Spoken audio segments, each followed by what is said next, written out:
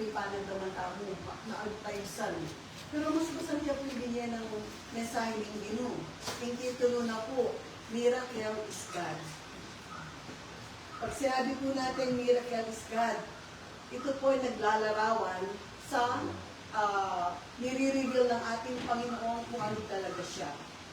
E tayo po kailangan ng milagro because if we have God in our hearts, at yun na po yung milagro. Ang sabi po dito, when we hear the word miracle, we often think of sudden healing. Naisip po natin, milagro yan, gagaling ako. O kaya, financial breakthrough, lubog ka sa utang, at bigla kang nakaranas ng kaluwagan. Kaya katama po, milagro ito. O kaya po, yung supernatural protection, no? Kapag minsan, you're about to die, biglang nabuhay ka, parang there's something, no? Ayun po. Yun ang tingin natin sa milagro.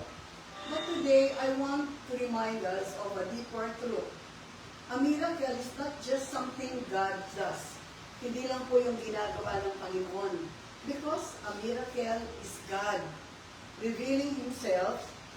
When we experience a miracle, we are not just seeing God's hands. We are seeing God's heart, His nature, and His power.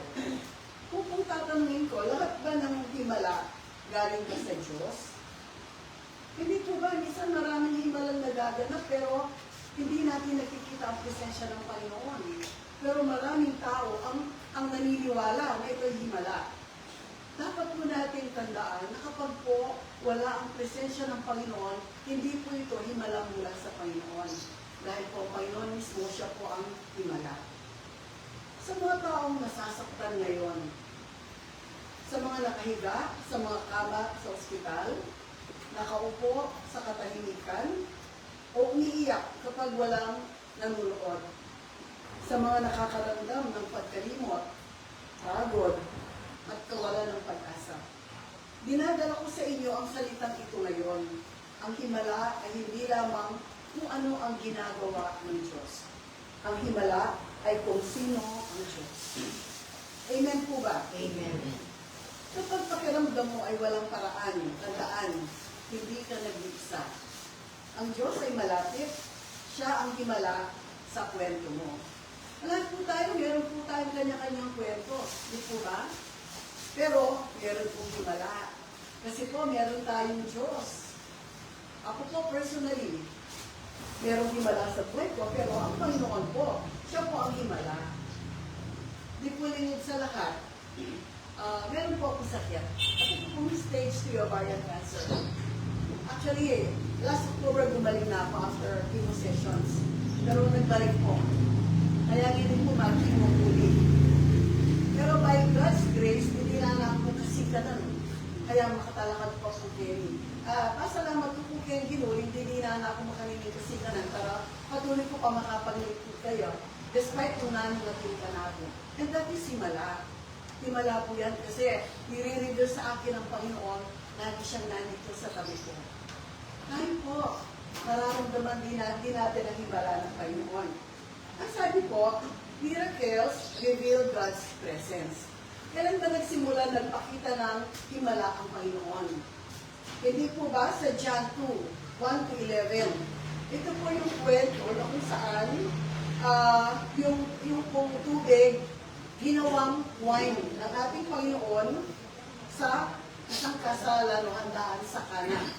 Ito po ay para magpatuloy po yung kanilang piging, yung kanilang wedding party.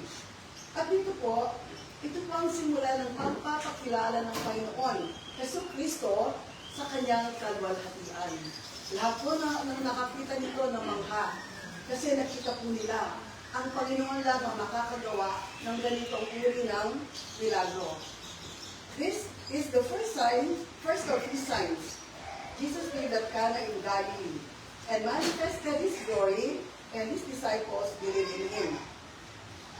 Miracles are not random acts. Hindi po basta-basta nagiging event yan o pangyayari. They are invitations to see God. When a miracle happens, God is saying, I am here. The miracle points to the miracle worker. Ano nga po ba yung mga milagrong nagawa ng ating Panginoon? Para lang po tayo ma-refresh, no? Milagro ng kagalingan. Matatandaan po natin sa John 9:1-12, Jesus restored the sight of a blind man. Isang bulag na tao, nagkaroon po siya ng paningin. Binalik po ito ng Panginoon Jesucristo. Isa pang kagalingan na ginawa ng Panginoon, healing of a woman with the issue of blood. Yung pong babae na dinudugo sa loob ng 12 years. Dahil po siya'y sumampalataya, kaya po siya ay pinagaling ng Panginoon. Ang isang paralitiko na ganun po katindi ang kanilang pananampalataya, siya po ibinaan lang sa bubong at siya ay pinagaling ng ating Panginoon. Nakakamangha di po ba? Ito po masasabi natin milagro talaga dahil andito po ang presensya ng ating Panginoon. Marami pa mga kamangha-manghang milagro na ginawa ang Panginoon. Nung pong pinatigil niya yung unos, no? Yung bagyo, Jesus commanded the wind and the waves to be still. Isang salita na ng Panginoon. Yung pong aalon na malalakas na bagyong napakatindi, bigla po naging kalmante. Naniwala po mga apostles, no? Panginoon talaga si Kristo. Nang maglakad sa tubig, ang ating Panginoon si Kristo, no? Sa Sea of Galilee, dito po naniwala ang kanyang mga alagad. Nagpakain siya ng 5,000 na katao sa 5 pirasong tinapay lang po. Isa na namang himala ng ating Panginoon. Napakarami pong ginawa ng Panginoon, pati po yung patay na binuhay niya. Kasama po yan. Pati po yung pag-deliver niya sa mga demonyo, no? Sa mga kampo ng demonyo, yung isang bata, nagawa niya ng Panginoon. Kaya wala pong gaduda-duda ng ating Panginoon talaga ay siya po yung miracle himself. Ang kanyang nature, yung po, siya lamang po pwedeng gumawa ng himala. Dahil kahit wala siyang gawin. The mere fact na nandyan po, yung kanyang presensya, yun na pong himala at gagaling po tayo. Naniniwala po ba tayo ano man ang sakit natin? Pwedeng gumaling. Amen. Amen. Amen. Ito po yan. Wala po imposible sa Panginoon. Kailangan lang po manampalataya tayo. Yun lang po hinahanap ng ating Panginoon. Yung tapat ka sa Kanya. Amen po. Yes, that's right. Ang sabi po, God shows up in our deepest pain. Minsan po tayo kulang na lang, nakapatira pa na tayo. May kahit po na baling gawang kamo, no? Our back is against the wall. Alata ng atrasan, alata ng sunungan. Talaga po wala na tayong magagawa. Pero dahil po, opo, pero meron po tayong Panginoon. At ang Panginoon po dumarating siya sa buhay natin sa punto na tayo wala nang magagawa. Kapag po tayo umiiyak na tayo, sinusuko na natin lahat sa Panginoon. Ganito po ang pagdating ng Panginoon. Katulad ng dumating siya noong si Lazarus ay namatay. Actually po, si Maria at si Martha, tumatawag kay Kristo para tulungan siya kasi namamatay na si Lazarus. Pero na-delay po ang pagpunta ni Kristo, kaya namatay si Lazarus. Nang mamatay po si Lazarus, nakita ko yung namimighati ang Panginoon. Dahil mahal niya si Lazarus, kaibigan po niya yan. Pero dahil nga po, sabi na, kasama natin ang si Kristo, ang Panginoon, sa ating mga deepest pain. Anong ginawa ni Kristo? Binuhay po niya si Lazarus. Isang himala na hindi pwedeng mapagbayan ng ano pa mga bagay dahil po, isang taong patay. Minsan po siguro, today, kung tayo po ay broken, kung tayo po talagang totally down na down, handa lang po natin. Ang Diyos po, pwedeng hindi siya dumating ng maaga. Hindi natin siya makita ng maaga. Pero hindi po siya dumarating ng late. He always come on time. Lagi po siyang nasa takdang oras. Kung sabihin natin, Lord, ba't wala ka pa ngayon, kailangan na kita. Kapag hindi po dumarating si God ngayon, ibig sabihin hindi po ito takdang panahon. Pero sigurado sa pagdating na, hindi po yun tuloy. Eksakto lang po yun. Ang sabi po, Miracle demonstrates God nature. Ano ba yung nature ng Panginoon? Sabi po dito sa Luke 1:37, for God, nothing shall be impossible. Wala po imposible sa ating Panginoon. Kung hindi tayo makalakad ngayon, pwede po tayong palakarin ng Diyos. Kung tayo po punong-puno ng utang ngayon, pwede tanggalin ng Panginoon isang iglap. Kung tayo po maraming problema, isa po, napakalalim ng mga sugat sa ating mga puso. No?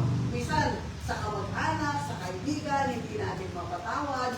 Ang Panginoon po, pwede niya gawin ng isang stop of a finger, mawawala po nun.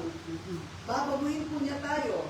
Gaano man kabigat ang mga problema natin, gaano man kamiserable ang buhay natin, pwede po baguhin ng Panginoon. Because with God, nothing is impossible. Sabi nga po, God is not limited by natural law. Ibig sabihin, ang Diyos ay hindi nakatali sa oras, sa napagpupunan mga resources, o kahit na sa statistika, mga data po yan. Ang Panginoon lagi po siyang sapat, sobra pa sa sapat. When God moves miraculously, He is reminding us of who He is. Paano po yan? One, He is our provider. Siya po ang Jehovah Jireh. Mga kapatid, talingin ko po kayo. Nagkaroon na ba ng isang pagkakataon sa mga buhay niyo na talagang kailangan na kailangan nyo pero walang dumating na sagot? Sa ating lahat po. Yes. Hindi po ba? Minsan akala natin wala na sagot. Pero tapos hindi mo alam biglang may darating na sagot. Nagpapadala ng angel ang Panginoon sa kanyang sariling kaparaanan. Kung meron po tayong sakit, ang Panginoon din po ang magbibigay ng kagalingan. Sabi po, He is our healer, Jehovah Rapha. He is the resurrection in the life. Kaya nga po tayo may pag-asa. Kapag po namatay tayo, meron pang buhay na walang hanggan, na kung saan makakasama natin ang Panginoon. Ito po, napakalaking milagro po nito. Himala po ito. The mere fact na tayo, makasalanan po tayo, pero dumating po ang Panginoon para sa atin. Ibinigay po niya kanyang bugtong na anak para po tayo maligtas. Kung hindi po, nag-sacrifice ang God the Father sa kanyang anak, siguro po ngayon papunta lahat tayo sa impyerno. Wala pong chance para tayo makaakyat sa kalangitan. Hindi po ba milagro yun? Marunit po tayo, masama po tayo. Pero gumawa ng paraan ng Diyos para tayo linisin po niya sa pamamagitan ng dugo ng ating Panginoon Yesus Cristo. Wala imposible sa Diyos, sinasabi sa Lucas 1:37, sapagkat sa Diyos ay walang imposible. Maaaring sinabi ng mga doktor na tapos na ito, ang iyong puso ay maaaring masyadong pagod upang maniwala muli. Ngunit sabi ng Diyos, nasa akin pa din ang huling salita. Ang paggaling ay maaaring dumating ng biglaan o dahan-dahan. Maaaring dumating ito sa pamamagitan ng gamot, sandali o isang himala. So lahat po tayo may sakit. Wala pong imposible. Gagaling po tayo. Brother Ray, Rick, naniniwala po kayo, gagaling tayo. Amen. Palakpakan po natin po natin. Gagaling po tayo, brother. Ngunit gayon pa man ito ay dumating, tandaan ito, ang Diyos ay gumagawa pa rin. Hindi po tumitigil ang Panginoon sa kanyang paggawa. Kahit gumaling ka na, patuloy pa rin po siya. Kasi po meron siyang pangako sa atin. Ang mga milagro po, ito po ay nag-build ng ating faith. Ano po yun? Pinapatibay po yung ating pananampalataya. I-share ko lang po, kanina kasi meron kami bagong member. Meron po siyang sakit na lupus. Ito, yung bagong member natin. At byuda na po siya, meron siyang anak na medyo may konting depresya, although 23 years old. Ang sabi po niya, question ko nga si God, sabi niya kung bakit sa akin pa nangyari ito. Parang kalatawa, kaya ako pa. Ang dami po niya inano. Alam niyo po, nagkukwento kami, hindi ko siya pinalampas. Kaya ako papalampasan na ako. Sister, sabi ko, siguro po balo tamo yung anak ang karapagan question ang kain din mo. Dahil lang nga nakatamong mo po. Pasalamat tamo, diya tapo. Make sure ko po kayo at may bless siya. Sabi ko kayo, ano nga balo ko kung ating kong sakit, ating kong cancer. Never po na may malungkot ko. Never na may question ko kay Ginoo. Bakit po ako, Lord? Yung po sinabi ka, jack up lang. Tinggap po po ito. Anyang sinabi na ako yung tanin ko, 3 to 6 months. Yung po bali ito. Pero i-survive po po. That is just trial. Kung talagang sa kanya ka, bibigyan ka ng pagsubok na mahirap. Happy to take faith. That is faith. Sumusubok. Kung matatag po yung faith natin, laging may kaakibat na himala mula sa Panginoon. Sinabi ko po kaya yan. Lagi po, sister ako, magdepende po mo kay Ginoo. He provides everything. Alam niya pong iipalot para kay Kimo po. Pero yung Ginoo po paling magpadala ng angels kaya kami yan. Never po po ikagala pamilya akong kinyak, big balloon. Nagkati sabi ko, padala palawi eh. And ako visa, kasi sayang na rin pera yan. Ano yung kanagurada ako po rin eh. Pero sinabi ko po yung akong sister ako, ikaw yung ako na mo pa dapat ipagpasalamat kay Ginoo. Kasi kung makatalakad kayo pa, masaya kayo pa. Sabi ko kayo, ay, kaya po. I realized na po, ay natin po, may blessed one. Totoo po yan. Yung pong faith natin, at siya po, naging matatag yung faith namin. Faith can move mountains. Gaano man kabigat ang dala-dala natin. Wala po imposible sa Panginoon. Totoo po ito, manapilita mo po at yung gamat na ng Ginoo. Ang sabi po sa Hebrews 13:8, Jesus Christ is the same yesterday, today, and forever. Naniniwala po ba tayo doon? Amen. Amen. Kung paano po si Kristo sa sa New Testamento, nung pinanganak na siya, sa kanyang hanggang siya ipako, lahat ng pangako niya, hindi po siya nagbabago. Si Kristo noon, siya pa rin po si Kristo ngayon. Mapalad po tayo kasi kasama natin siya. Maniwala ko po kaya agad tayo Kristo. Amen. Amen po. Pag gusto po natin siyang kakausapin, paksabihan tayo po. Paksabihan tayo kay puso tayo. Kasi kung totoong mananampalataya po tayo, andito po sa ating puso si Kristo. Paksabihan niya po. Always number one, you are nothing at all if you have no God. Amen. Amen. Amen po. That's right. Always number one. Amen. Sabi po, God doesn't change. The same God who parted the Red Sea, who raised Lazarus from the dead, and who fed the 5,000 is the God who lives in us and works through us. Miracles show us that our faith is not in vain. When God performs a miracle, He is strengthening our trust, showing us that He is not distant. He is active and involved. Nararamdaman po ba natin ang Panginoon? Di po ba? Every time na, may sister, at siya po ba nung po kayo, po ba yung dawa niyo? Biglang-bigla, ating data nga, mag-comfort care kayo. Atin po yung ginito. Malapit siya mo po, siya mo po kinalileta mo. That's in your design. Nang kaya tayo, kaya mo apapansin. Pero hindi na po, sasagamit yung ukeli. Kaya ang malulungkot, kaya ang magmalul. Kaya ang mumula po manyaman kebe, pa siya tita pong kapayapan. Yan na yung very best. Ating po pong kapayapan. Praise God. Ito po yung malambot po ng pag-praise. Kasi ang magkalakaisip ko po eh. Pero di dyan na akong time, hindi mo, di na akong kapayapan. Ito po yung bulit-ulakon kaya kayo after this message. Ating comfort and peace, kaya katamungan. Naniwala tayo mo po na yung binututin po. Hindi malayo ang Diyos. Kasama mo siya ngayon. Isaiah 41:10. Kaya huwag kang matakot sapagkat ako'y sumasa iyo. Huwag kang manglupaypay sapagkat ako ang iyong Diyos. Palalakasin kita at tutulungan. Naririnig po natin yan. Pangako po ng Panginoon yan.